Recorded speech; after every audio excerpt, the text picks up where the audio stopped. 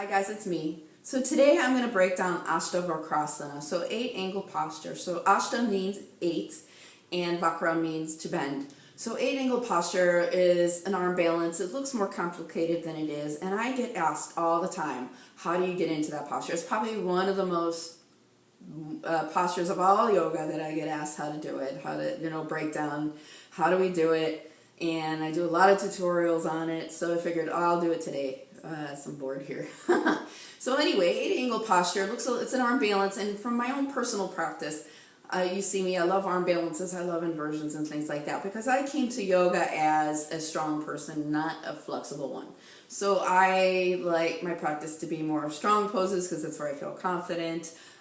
So that's my personal choice. But a lot of times I don't teach arm balances, I don't teach things like that, because it's not necessary to have that in a yoga practice. But if you want it as part of your journey, there's ways to get into it. There's steps that we could create to get into it, because a lot of times we want to be at the end. Boom, today I want to get into 8-angle posture. And we might not be ready for that yet. The body might not be ready for that yet. So there's prep poses, there's prep work we can do to sort of gear ourselves if that's the direction we want to go. So to have these little building blocks of yoga, and I always say yoga is a journey. We start at this beginning, and a lot of us want to be at the end right away. And I always have so many students like, I want to do advanced yoga, and they don't even have the basics down. It's like, why you want to jump to advanced just because it's our ego. Our ego's like advanced means more or better. Not necessarily. That's not how yoga works. Yoga works with your body in its own time. Can't rush things, so you have to enjoy your journey where you're at right now. And I'm not everywhere. I'm not at the end of all my journeys. I have a long way ahead of me in the yoga world when it comes to not just postures. Yoga's a journey here too, with mental stuff. So it's a journey. Enjoy it. So I'm going to break down today how to sort of gear up to that. So whenever I pause, you can stop in that part of the posture. Maybe that's as far as we need to go today. It doesn't necessarily mean we have to keep pushing. Listen to your body. That's the most important thing when it comes to yoga. So we're going to start. We're going to start in Dandasana, so just staff posture with the legs extended out. So this might even be tough here for a lot of people. I see it's hard to sit up tall with the legs extended out like this without having to hunch over. So this can be, complicated in itself for a lot of people, especially if we're tight in the hamstrings and they want to come up like this, and we're all like this. So all the body's connected, all this fascia is connected in the body. So if we're tight in the hamstrings, we have straight legs, we might compensate by having a bendy back, right? So we want to sit up nice and tall here.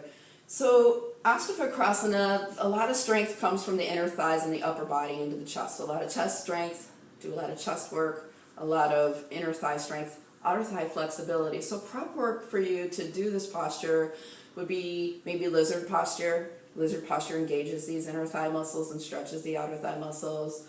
Do some upper body stuff, holding downward facing dog, doing some chaturangas, some push-ups, really help get some strength into the chest.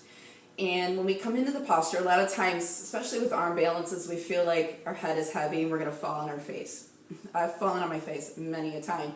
But it's all about the gaze. A lot of times we gaze back. We gaze down at the floor, we gaze back at the feet, or we gaze back behind us, and the head is heavy, so the head will fall. We'll get that sensation. So when we gaze, we want to gaze out or to the feet when we're in 8-angle. So gazing out or to the side. If we gaze back, boom, our head's going to hit the floor. So we got to be smart there, right? And I always say in yoga postures, if the head's coming forward, we're leading with the mind, not the heart. In yoga, we lead with the heart. The mind stays out of it.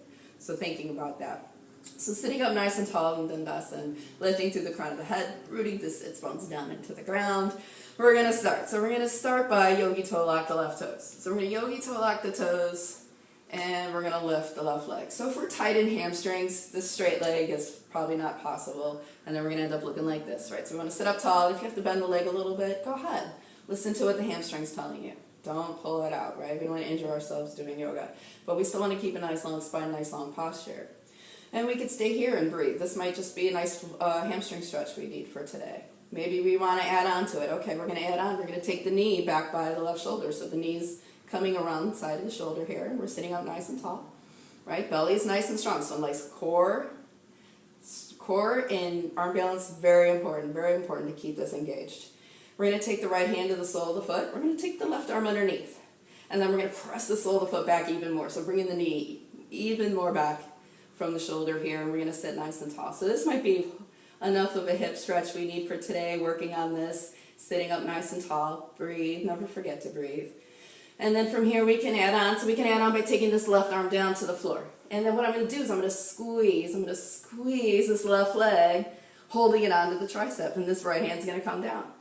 So this is a lot of work for inner thigh, a lot of inner thigh. We're squeezing this leg to hold the energy there, to keep it up, and we're sitting nice and tall, and we're breathing. So if you feel like if your hips are really tight, we don't have that strength to hold, maybe the leg will slide down, right? We can't get it up as high on the tricep as we need to. Stop there, right? Breathe. And then from here, if we're feeling pretty good, maybe we can work on strength by lifting up the butt, lifting up the leg. And we can stay there, we can lift and squeeze, lean forward, lift and squeeze, lean forward. So we can practice that, just little lift-offs, just to get that strength into the leg, into the core of lifting up. And this might be the one time your butt feels like it weighs 8,000 pounds, and it doesn't, it's just like a core strength. And you'll be able to lift it up soon. So lift and squeeze, practice that. If we're feeling pretty good there, we can hold into the lift. I like to start teaching this by maybe crossing the feet. So we'll cross the right foot over the left. So we can stay here. Can be an accomplishment itself, just to stay here with the feet crossed. And we're breathing. Maybe we want to lean forward a bit, extending the legs out, right? And we can extend here, or maybe we can lift all the way up. So I'm gazing out, or I'm gazing to the feet. My chest is strong. I'm open to the heart. My top leg is grounding through. I'm going to come out of it. The tricep. So watch that energy there. So we're really still squeezing. The whole time this leg is squeezing onto the tricep, onto the arm. That's the energy there. That's the center. And then we breathe in a lot of upper body strength. So if it claps in the upper body, work on making the chest strong. And then in yoga, we have to make everything balanced. So you might find for a time, one side works a whole lot better than the other side. For the longest time, that was my strongest side.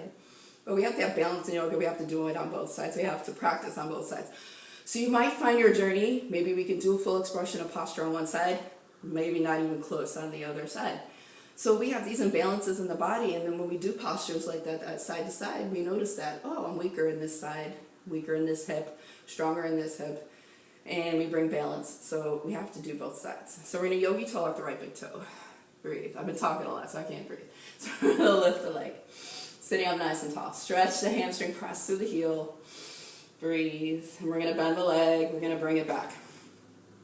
Okay, we can stay here.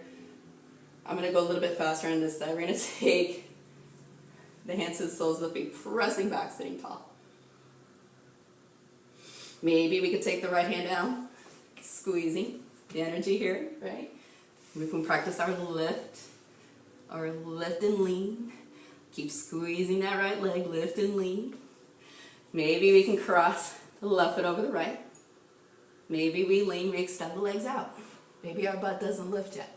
Maybe we press this top leg into the tricep and we lift. Whoop, and we lift. Gazing out, gazing at the feet. Core strong, and we relax and we breathe. So practicing that step by step, and if we're stopped in one step, no worries, right? It's fine. It's fine to be at that part of the journey. Enjoy the journey. I always say, never rush to the end. Enjoy the scenery. And so if you have any questions, ask me, tag me, show me your posture. I can see how your alignment is, what you may need to correct. Just let me know. And hopefully, we'll get stronger and you can get into this one. But remember, yoga's a journey. Namaste.